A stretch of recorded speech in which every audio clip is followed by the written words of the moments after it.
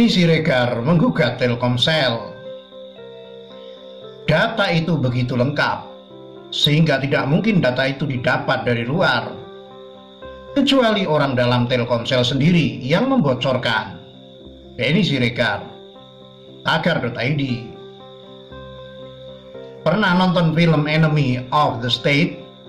Film tahun 1998 dibintangi Will Smith ini bercerita tentang bagaimana seandainya semua kehidupan pribadi kita dipantau sebuah lembaga. Mulai di mana kita tinggal, di mana kita kerja, sampai apa yang kita lakukan sehari-hari. Mereka tahu, mereka membongkar data pribadi kita, sehingga tidak ada lagi ruang pribadi dan rahasia untuk kita sembunyikan. Dalam ruang yang berbeda, situasi saya sekarang mirip film Enemy of the State itu. Tiba-tiba data pribadi saya dibongkar sebuah akun yang selama ini berbeda pandangan dalam politik.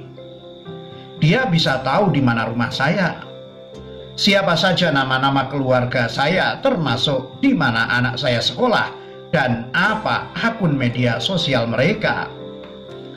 Ketika dia berhasil membuka kunci ruang pribadi saya, dia lalu menyebarkan ke publik lewat media sosial, dan sejak itu hari-hari keluarga saya pun berubah. Media sosial anak-anak saya dibanjiri makian oleh banyak orang yang selama ini membenci saya. Kehidupan pribadi mereka dibongkar dan diintimidasi di media sosial. Ruang pribadi saya pun menjadi terbuka, telanjang di depan publik tanpa bisa melawan. Anda bisa bayangkan bagaimana mental keluarga saya dalam menghadapi situasi ini. Mungkin kalau keluarga saya tidak kuat, mereka bisa gila. Dan meskipun mereka kuat, mereka pasti terpengaruh dengan intimidasi itu. Intimidasi itu belum selesai, di mana keluarga saya tinggal pun dilacak.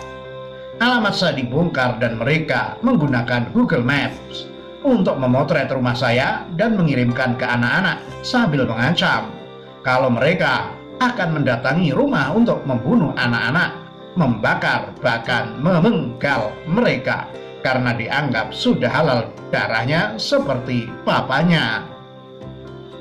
Dan ini akan harus berlangsung selama mereka tahu di mana saya tinggal dan di mana anak-anak sekolah.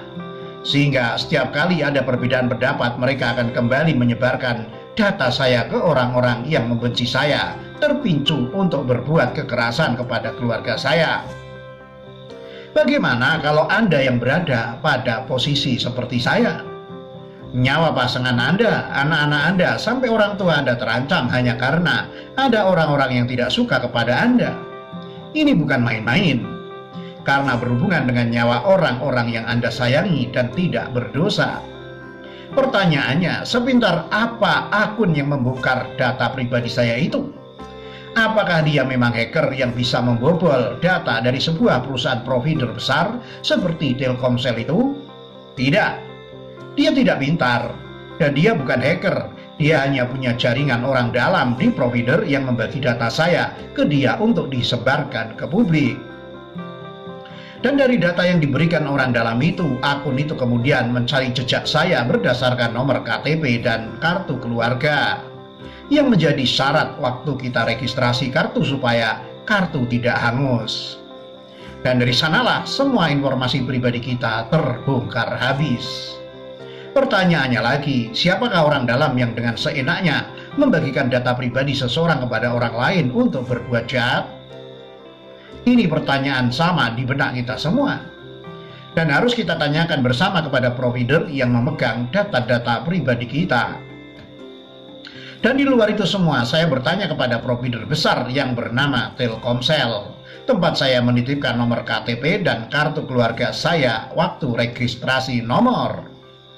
Telkomsel bukan perusahaan kaleng-kaleng, nilai perusahaannya sebesar lebih dari 100 triliun rupiah. Dan pemilik Telkomsel adalah 65% Telkom dan sisanya atau 35% dipegang oleh perusahaan telekomunikasi Singapura bernama Singtel. Bahkan menurut Vice President Corporate Communication Telkomsel, Denny Abidin, Telkomsel sudah mendapat sertifikasi ISO 27001 untuk keamanan informasi. yang dalam artian untuk segi keamanan data pengguna itu seharusnya sudah sangat aman. Nah, kalau begitu kenapa dengan semua keunggulan itu data saya bisa bocor keluar? Saya berat curiga data pribadi saya yang diumbar ke publik itu dari Telkomsel.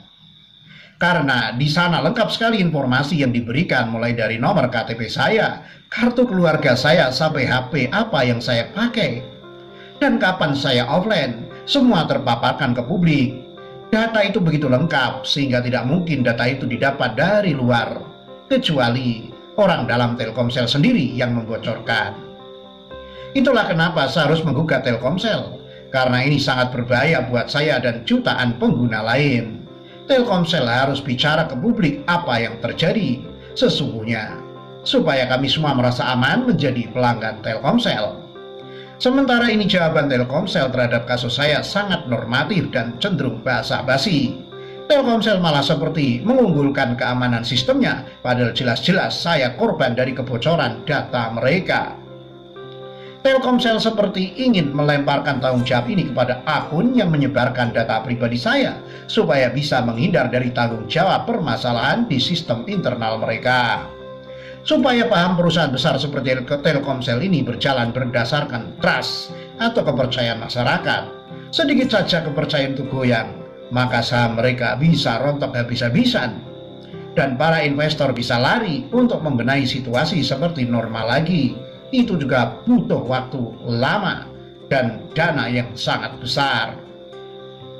Tapi yang harus Telkomsel pahami bahwa seberapa besar pun kerugian Telkomsel nanti, tidak akan pernah sebanding dengan nyawa anak-anak saya jika kelak mereka mendapat kekerasan akibat bocornya data pribadi saya ke publik. Saya adalah seorang ayah, dan kewajiban seorang ayah adalah melindungi buah hati mereka semaksimal yang dia bisa. Dan jika harus bertarung untuk itu, saya akan lakukan. Jika pun saya kalah, setidak-tidaknya saya sudah melawan dengan sebaik-baiknya, sehormat-hormatnya. Denny Siregar, dilansir dari tagar.id.